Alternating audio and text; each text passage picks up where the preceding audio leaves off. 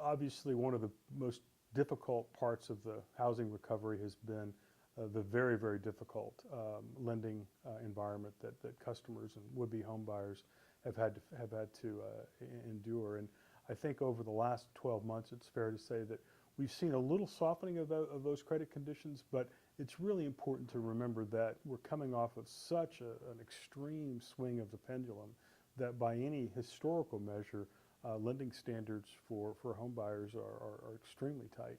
I think on the builder side of it, in terms of working capital, the availability to finance work in process or building lots, that's also continues to be problematic. As with previous recoveries, when housing comes back, it tends to come back pretty strong.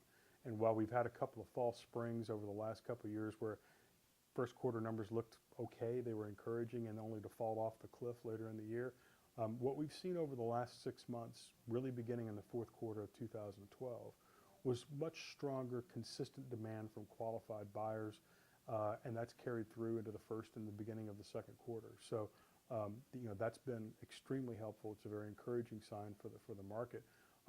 But it also creates some problems in that you've got an industry that is contracted by as much as 80% in some markets that's now in a very fast order having to move from a historically low demand to a rapidly improving demand.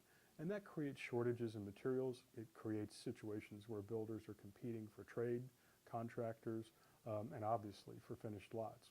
Much like what you see in previous recoveries, they always talk about the hockey stick recovery, and I think a lot of folks thought that this recovery was going to be different.